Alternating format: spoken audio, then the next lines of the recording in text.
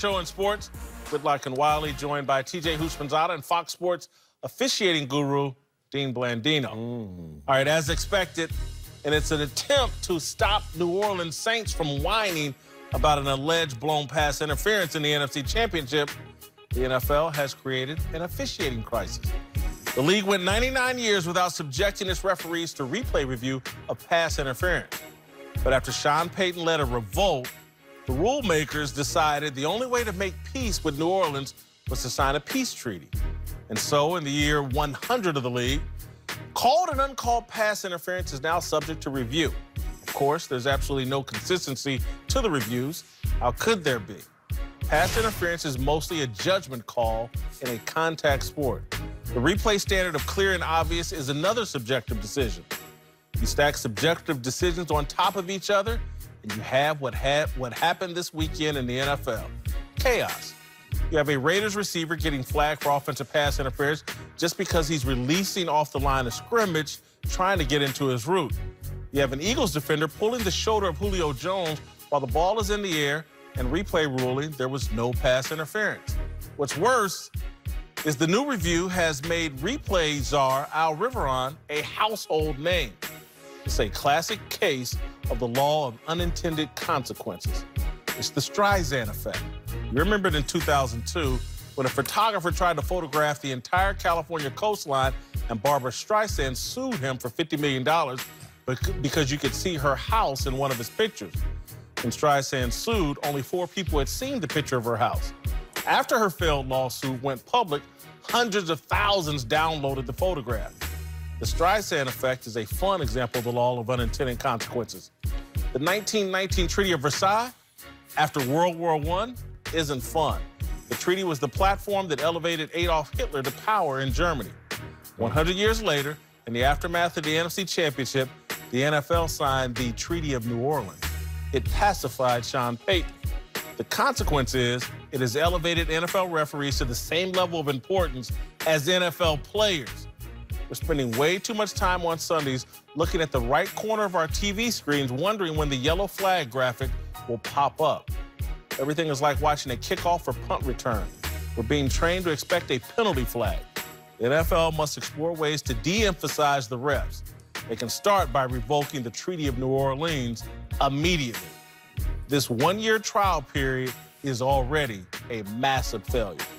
All right, guys, Dean, start us off since you're the expert. Does the NFL need to revoke the PI review rule?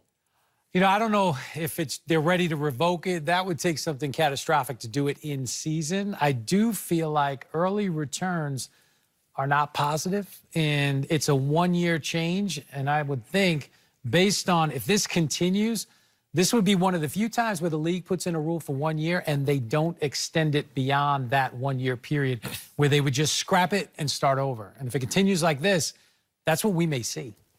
It was a 1 year trial period, not a 2-week trial period. So we have to respect the process, which I know is tough for most people in terms of their entertainment product. It has to hit the ground running or else.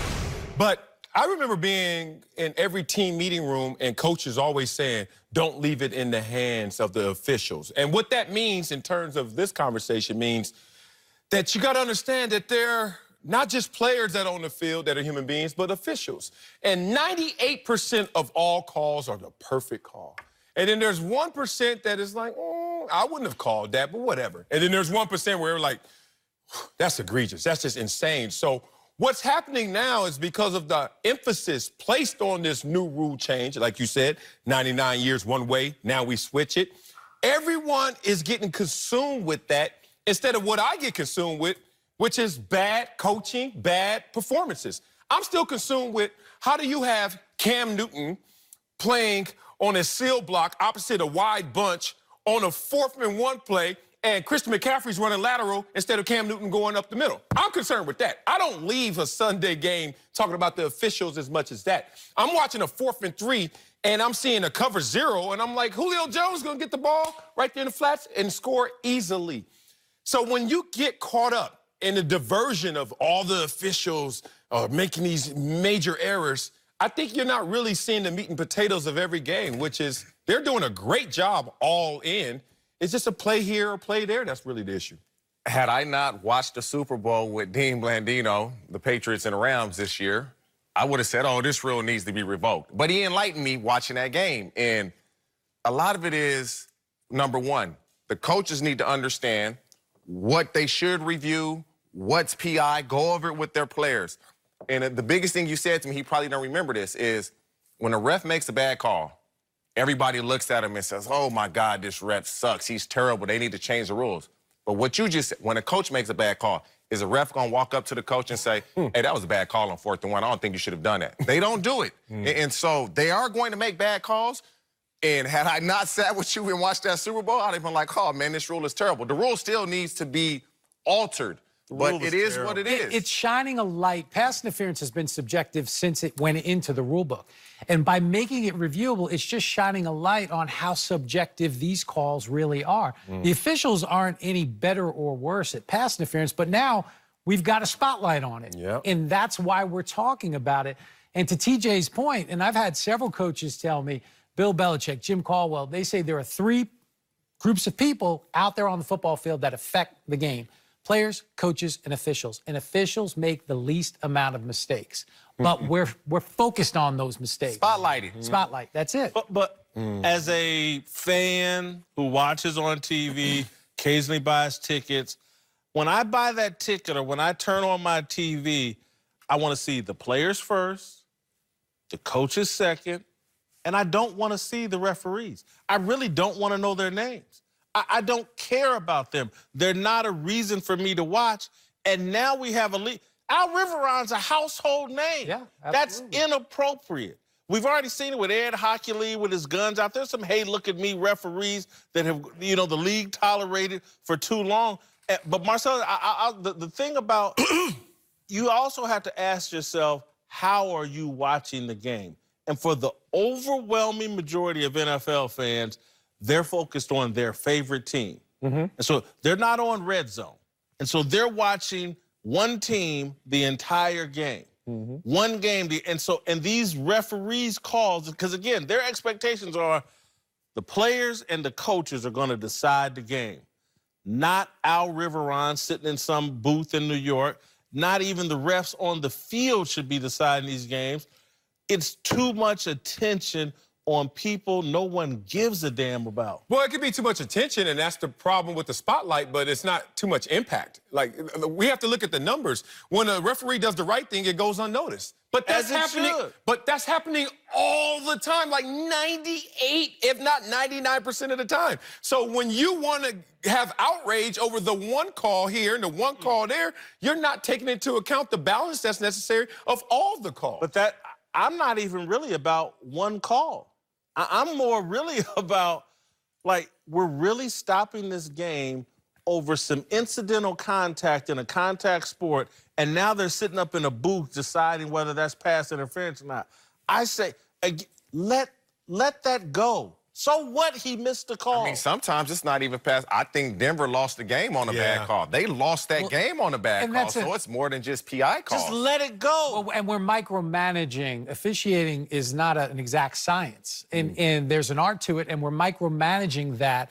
And perfect example, Seahawks-Steelers yesterday, Wilson gets hit in the head. It's clearly a foul, no call. But we can't review that. Now we're going to look at the contact downfield, and we're going to analyze that for 3 minutes. And because there was a little tug, 38-yard penalty. And so we're the focus, I believe, right now, we're focusing on the wrong thing. Yes. Well, and you're making my point in terms of when a coach or a player does something wrong, we just go to the next play. We don't put it under...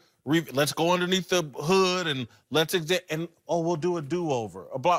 Mistakes are going to happen. The refs are going to make mistakes. Let's let it go and move on to the next play.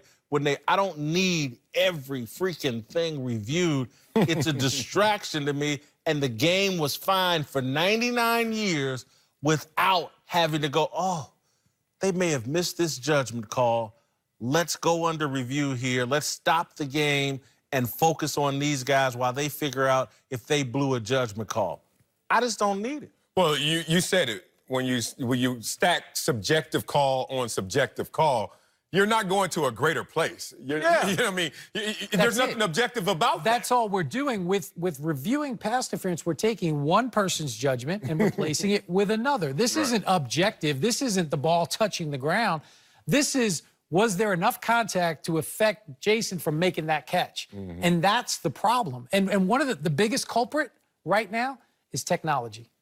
Because the technology 20 years ago, we didn't have high definition. We didn't have 4K. You watched the play, it happened. The people at home accepted it. Now, because we're analyzing it and seeing it from every different angle, the expectation is we got to get that right. The fans see it before, and they automatically, this should be the call. And if that's not the call, they're furious. Like, for me, I think Carson Wentz tried to score a touchdown. His knee went down before he got... That's reviewable. You can make an objective decision that his knee was down. I get that. Marcellus, what I can't believe is this is one of your favorite statements. Perfection is the enemy of good. Of good. Yeah. And so the NFL, I'm not seeking perfection. Right. But we are, with this rule, trying to review. We're trying to make the game more perfect and officiating more perfect. And it just can't be done. Well, I wouldn't apply that adage to this because I think what was occurring is the chunk of yardage, like you said, 38 yards, it was affecting football games massively to the point where they focused in on this rule because the swing is just too great. No other rule can change field position like a pass interference to the point where offensive coordinators started to get cute. Throw a few 50-50 balls up there because you're going to get the call. So I like the NFL protecting the integrity of how you call a game by actually focusing on this rule. It's going to come with some consequences, maybe a couple more minutes, maybe a couple more reviews. But in totality, I still think they're doing a remarkable job. What people aren't talking about is it also gets and gains a lot of animosity, players to officials, coaches to officials, fans to officials. And so that animosity... They're humans. They got to go home and work another job. They got to live a life. And so that animosity from, oh, man, this dude, you see him in the airport, he made a bad call. I want to cuss him out. You mad over something that the NFL can possibly prevent. Think this rule comes back next year? I don't know. If I had to say now, probably not. Hopefully We'll see. Hope it goes away next week. Coming up, Antonio Brown had a big impact in New England's latest blowout win. But Patrick Mahomes just proved the Chiefs are actually